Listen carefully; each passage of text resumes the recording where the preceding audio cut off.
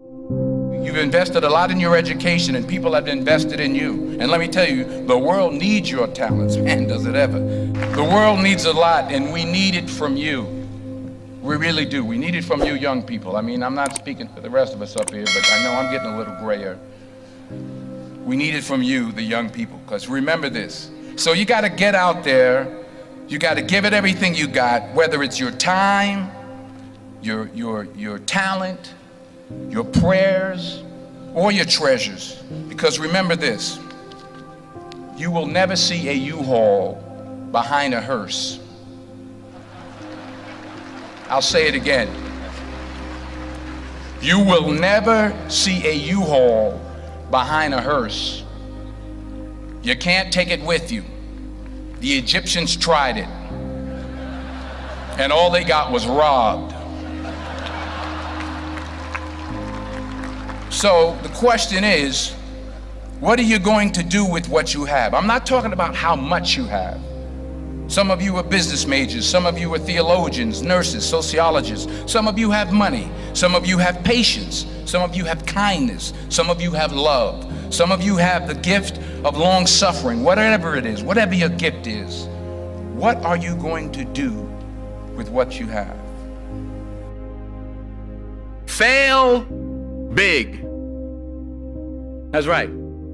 Fail big. Today's the beginning of the rest of your life, and it can be very frightening. It's a new world out there. It's a mean world out there, and you only live once. So do what you feel passionate about. Take chances professionally. Don't be afraid to fail. There's an old IQ test, was 9 dots, and you had to draw 5 lines with a pencil within these 9 dots without lifting the pencil. The only way to do it was to go outside the box. So don't be afraid to go outside the box. Don't be afraid to think outside the box. Don't be afraid to fail big, to dream big. But remember, dreams without goals are just dreams, and they ultimately fuel disappointment. So have dreams, but have goals. Life goals, yearly goals, monthly goals, daily goals. I try to give myself a goal every day.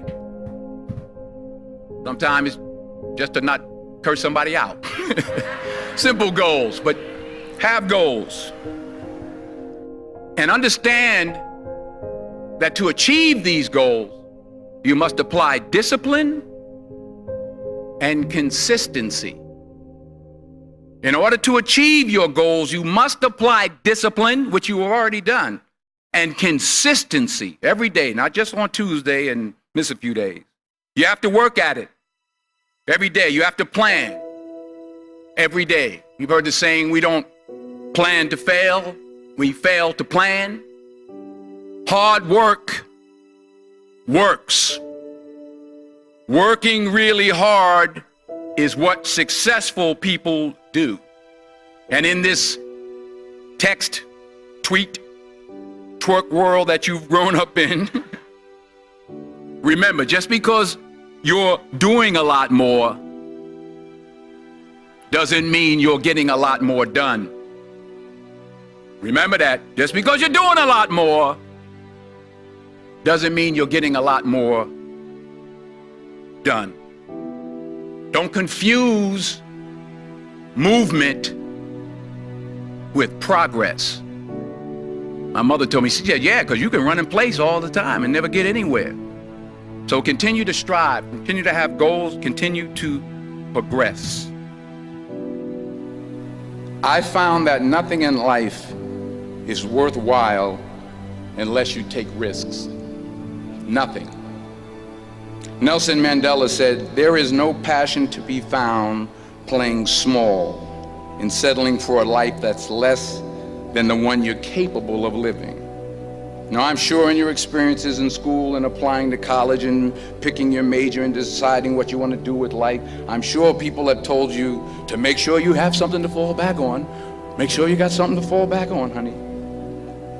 But I never understood that concept, having something to fall back on. If I'm going to fall, I don't want to fall back on anything except my faith. I want to fall forward. I figure at least this way I'll see what I'm going to hit. Fall forward. This is what I mean. Reggie Jackson struck out 2,600 times in his career, the most in the history of baseball. But you don't hear about the strikeouts. People remember the home runs. Fall forward. Thomas Edison conducted 1,000 failed experiments. Did you know that? I didn't know that.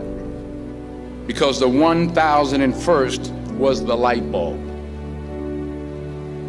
Fall forward. Every failed experiment is one step closer to success. You've got to take risks, and I'm sure you've probably heard that before, but I want to talk to you about why that's so important. I got 3 reasons, and then you can pick up your iPhones. First, you will fail at some point in your life. Accept it. You will lose. You will embarrass yourself. You will suck at something. There's no doubt about it. And I know that's probably not a traditional message for a graduation ceremony, but hey, I'm telling you, embrace it, because it's inevitable. And I should know. In the acting business, you fail all the time. Early on in my career, I auditioned for a part in a Broadway musical. Perfect role for me, I thought, except for the fact that I can't sing. I didn't get the job. But here's the thing. I didn't quit. I didn't fall back. I walked out of there to prepare for the next audition, and the next audition, and the next audition. I prayed. I prayed, and I prayed. But I continued to fail, and fail, and fail. But it didn't matter, because you know what? There's an old saying, you hang around the barbershop long enough, sooner or later you're gonna get a haircut. So you will catch a break, and I did catch a break. Last year, I did a play called Fences on Broadway. Someone talked about it. Won the Tony Award. And I didn't have to sing, by the way. But here's the kicker. It was at the Court Theater. It was at the same theater that I failed that first audition 30 years prior. The point is, and I'll pick up the pace, the point is, every graduate here today has the training and the talent to succeed. But do you have the guts to fail? Here's my second point about failure. If you don't fail, you're not even trying. I'll say it again. If you don't fail, you're not even trying. My wife told me this great expression. To get something you never had, you have to do something you never did. Les Brown's a motivational speaker. He made an analogy about this. He says, imagine you're on your deathbed, and standing around your deathbed are the ghosts representing your unfulfilled potential. The ghost of the ideas you never acted on. The ghost of the talents you didn't use. And they're standing around your bed, angry, disappointed, and upset. They say, we came to you because you could have brought us to life, they say. And now we have to go to the grave together. So I ask you today, how many ghosts are going to be around your bed when your time comes? Not only take risks, but to be open to life, to accept new views, and to be open to new opinions. While it may be frightening, it will also be rewarding.